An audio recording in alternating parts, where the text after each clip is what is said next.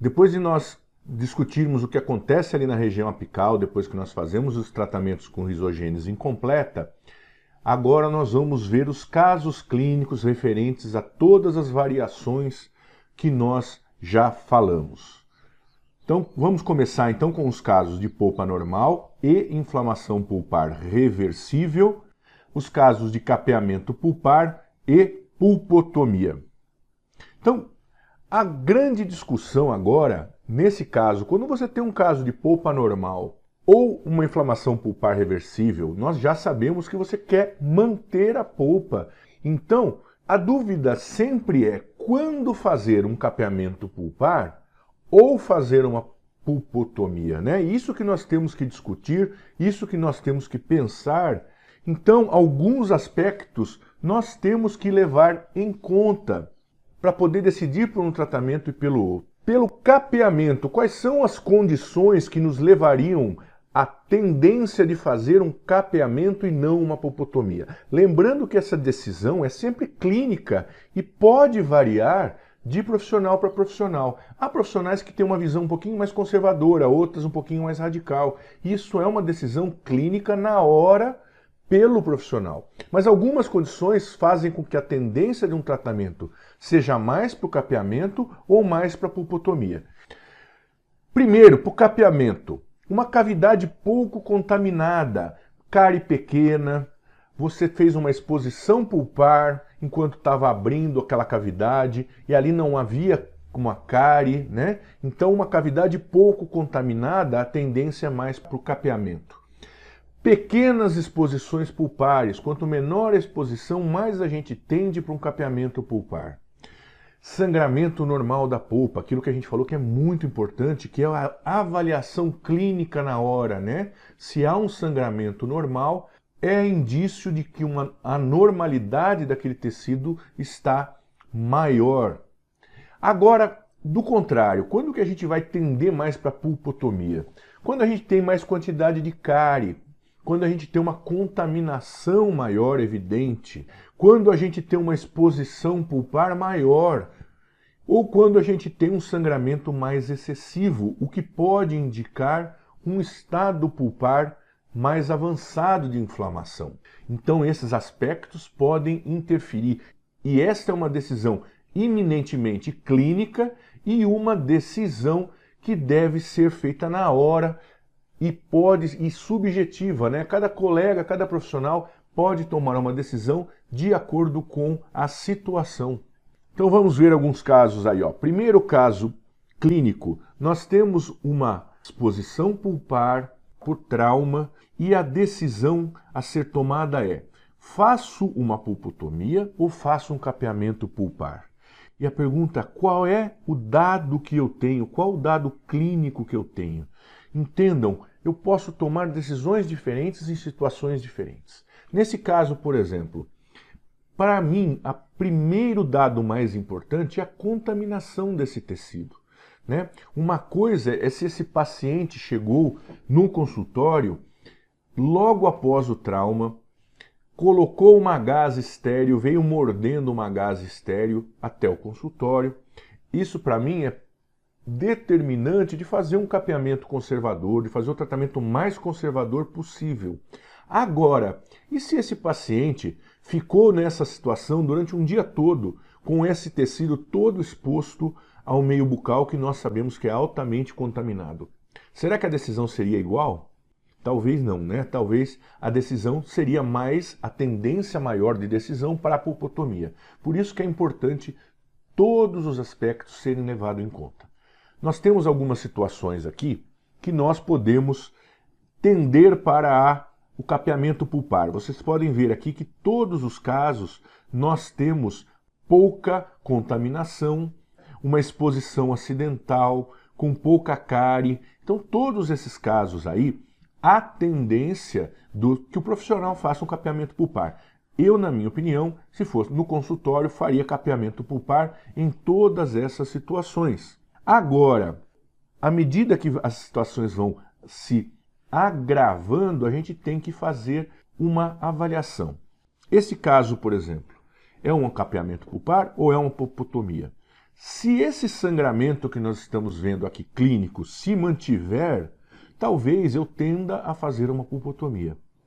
Mas, a princípio, ainda é um caso para capeamento pulpar. A gente pode tentar fazer o capeamento pulpar. E nesses próximos casos aqui, com uma exposição maior, até a cor da dentina já está diferente, com um comprometimento maior do tecido, uma contaminação maior, um sangramento maior, será que a gente vai tentar fazer um capeamento ou será que a gente já vai para a pulpotomia? Na minha opinião, esses casos já começam uma tendência um pouco maior para a pulpotomia. E nesses casos com maior infecção, maior sangramento, exposições pulpares maiores, aí a tendência realmente é se fazer a pulpotomia e não o capeamento pulpar. Aqui, obviamente, você nem teria por onde fazer um capeamento aqui, a gente não teria nem estrutura para colocar um material protegendo a polpa. O que acontece, então, quando você faz um capeamento pulpar? Por que fazer o capeamento pulpar? Essa é uma pergunta muito comum, né? Porque, afinal de contas, você pode fazer o capeamento pulpar? Sim. É um tratamento de escolha? Sim. Mas o que acontece naquela região? Qual é a formação do ponto de vista histológico? E nós podemos ver aqui que pode haver a tendência maior hoje com a utilização do MTA, que haja a formação histológica de uma ponte de dentina entre o material e a polpa. E isso, do ponto de vista biológico, histológico, é cura, é um sucesso no tratamento, né? Os estudos mostram, antigamente, as proteções pulpares eram realizadas com hidróxido de cálcio. Os capeamentos pulpares eram feitos com hidróxido de cálcio, PA. Há também um bom índice de sucesso, mas hoje nós vemos que os trabalhos nos levam a ter como o material de escolha o MTA, porque ele tem um sucesso histológico, biológico, clínico maior do que o hidróxido de cálcio na formação dessa ponte de dentina e, consequentemente, o sucesso clínico dos casos. Então, hoje, o material de escolha é o MTA para capeamento pulpar, tanto o direto quanto o indireto.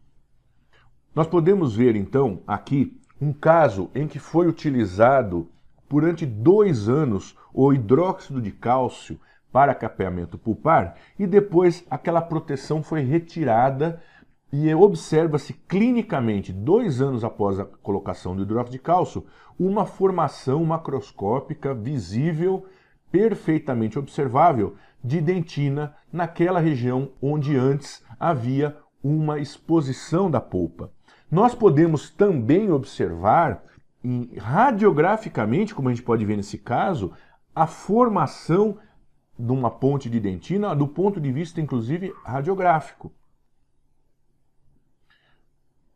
Aqui é um outro caso que a gente consegue observar essa formação de tecido duro numa região antes exposta de exposição de polpa, onde antes era a polpa, agora nós temos uma ponte de dentina com a colocação do hidróxido de cálcio. Lembrando que hoje nós temos mais sucesso com o MTA do que o hidróxido de cálcio.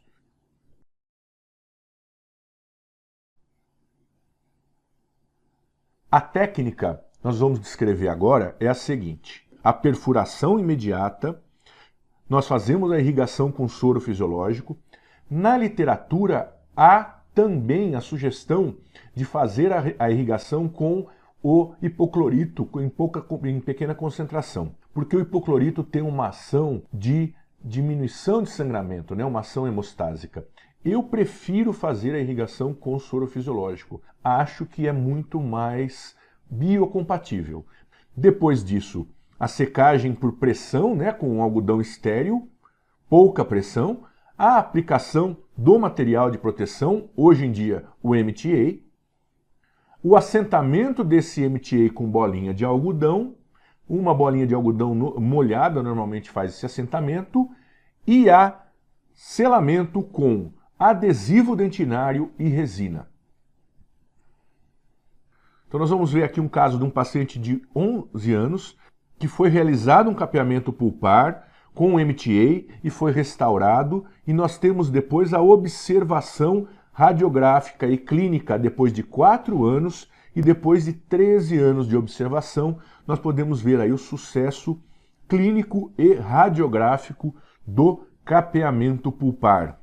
Outro caso que nós podemos observar aqui, um paciente de 7 anos, um primeiro molar com uma exposição grande, né, uma grande cárie, e que foi colocado o MTA como protetor pulpar, foi feita a restauração e nós podemos observar aqui um acompanhamento de 2 anos, um acompanhamento clínico e radiográfico de sucesso, inclusive com a continuação da formação apical depois da colocação do MTA. Mais um caso aqui, um paciente com 22 anos de idade e que foi colocado o MTA, foi feita a restauração e nós temos o acompanhamento de 2 anos e depois o acompanhamento de 10 anos da proteção pulpar com MTA, do capeamento pulpar com MTA. Mais um caso clínico aqui, um paciente que sofreu um trauma com dor, com uma dor com quente, congelado, uma dor mais forte, de declínio lento. O exame clínico demonstrou vitalidade no dente 12 do 22. E aí nós precisamos tomar uma decisão quanto ao tratamento. E aí foi decidido fazer o capeamento pulpar, foi utilizado o material Biodentine, que é um MTA, né? Feita a proteção pulpar, e esses dentes foram restaurados e devem ser acompanhados aí radiográfica e clinicamente. Mais um caso, foi utilizado o laser de alta potência para fazer o tratamento daquele tecido pulpar exposto. Foi aplicado a luz do laser em alta potência, que tem a capacidade de esterilizar essa área, de remover toda a contaminação desta área e de promover a formação de um tecido duro nesta região. Então vocês vejam como o laser de alta potência ele é indicado nessas situações. Apesar de nós não termos o acesso a esse tipo de equipamento no Brasil, é muito difícil, mas vocês podem ver aí que o laser de alta potência ele é muito útil para esse tipo de situação. Vejam como ele formou um tecido duro ali na região onde houve a exposição pulpar e ele está sendo agora reaplicado para melhorar esse fechamento, né, da região, né, esse selamento da região. Então ele vai promover um selamento e uma cura biológica nesta porção de polpa que foi exposta. Aí a restauração final, né, a colocação de adesivo para a restauração final. Aí a pergunta que se faz muito, a gente tem uma certa dúvida muitas vezes em relação ao capeamento pulpar, mas será que dá certo? Por que fazer? Por que não fazer, né? E como tudo na ciência, né, e a odontologia não é diferente, a endodontia também não, como tudo na ciência nós trabalhamos baseados na literatura. Então o que nós temos na literatura sobre capeamento pulpar, né? Nós podemos, e aí para lembrar um pouco de como nós tivemos em períodos anteriores aí, a proteção do complexo dentino pulpar, a proteção da polpa, realizada até com ataque ácido e resina, né? Nós podemos ver aí, por exemplo, nesse trabalho que ficou clássico, né? Que cita até o efeito desastroso do ataque ácido sobre a polpa. Então é um assunto que ficou para trás, vários trabalhos mostraram que esse tipo de procedimento era totalmente danoso, a polpa jamais suporta um tipo de agressão desse tipo, né?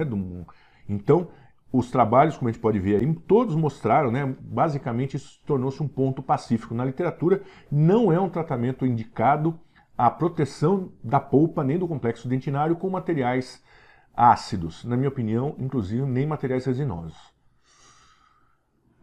E o MTA?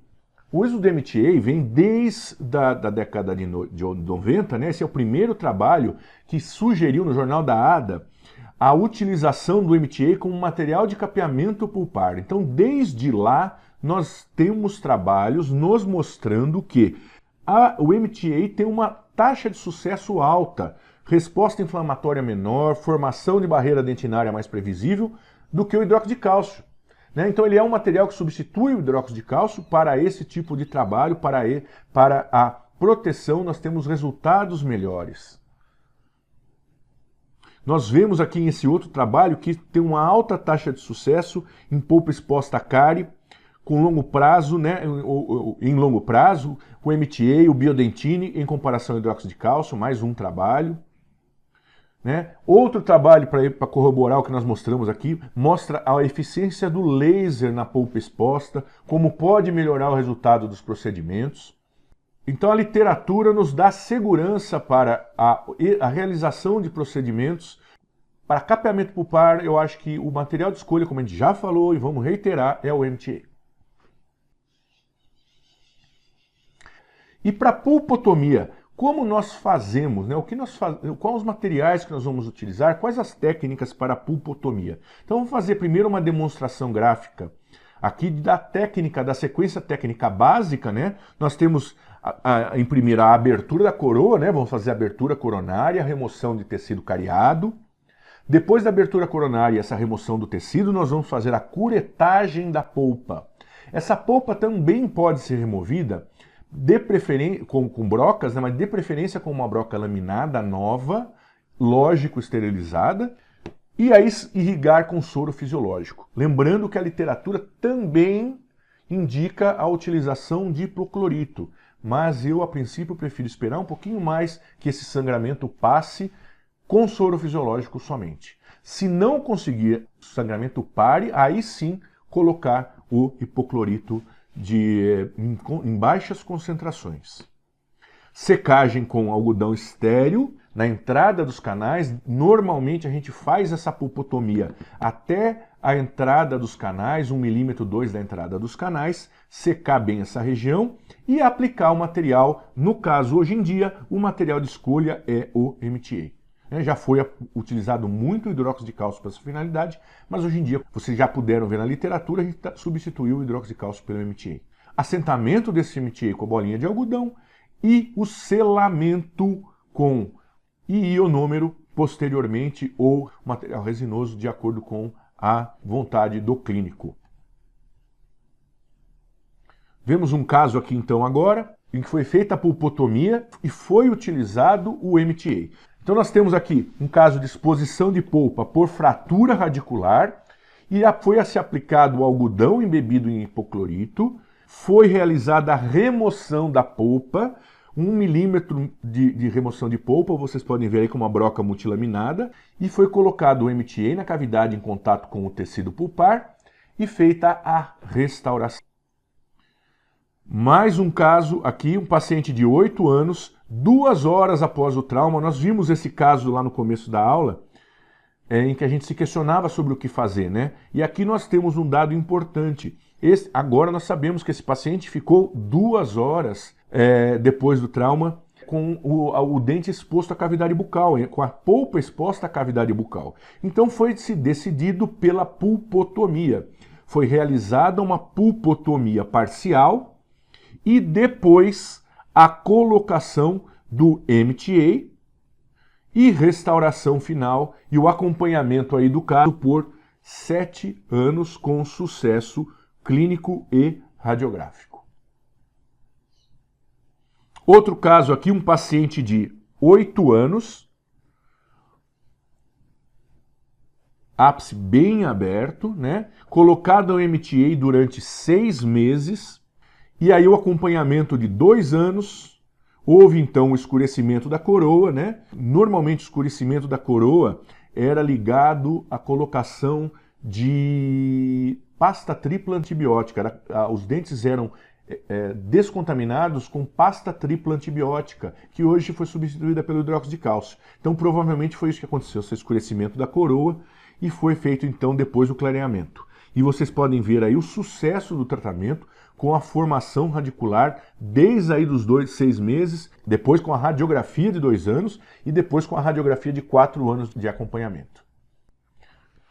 Um próximo caso é um caso onde foi realizada a pulpotomia e foi colocado PRF, colocado plasma rico em fibrinas para a proteção do tecido pulpar. Esse tipo de tratamento tem sido realizado com um bom índice de sucesso, já que plasma, né, o tecido plasma rico em fibrinas, ele é perfeitamente compatível com a polpa, então a aceitação e a ligação biológica com o tecido pulpar é muito bem realizada. Então aí a colocação, a gente pode ver, né, a separação da PRF e a colocação do tecido com uma proteção de MTA. Aqui nós podemos ver outro caso em que foi colocado o PRF, proteção e a observação de 1 ano e 2 anos, e nós podemos ver inclusive a formação no ápice aqui de um tecido duro. Não houve uma formação radicular propriamente dita perfeita, mas houve uma boa formação de tecido duro ali na região. Agora um caso de pulpotomia que foi utilizado o hidróxido de cálcio PA com o acompanhamento, né, de 7 meses, 15 meses e 20 meses. Nós podemos ver aí um primeiro molar inferior com uma cárie grande, né, com uma lesão cariosa grande, ápice aberto, foi colocado o material. Nós vimos depois de 20 meses o sucesso tanto clínico quanto radiográfico e a formação, o término da formação radicular. Agora a pergunta é: e a literatura? O que a literatura diz sobre pulpotomia? O que nós temos para embasar o nosso trabalho, para embasar os materiais que a gente utiliza, né? Então nós podemos ver alguns trabalhos aqui.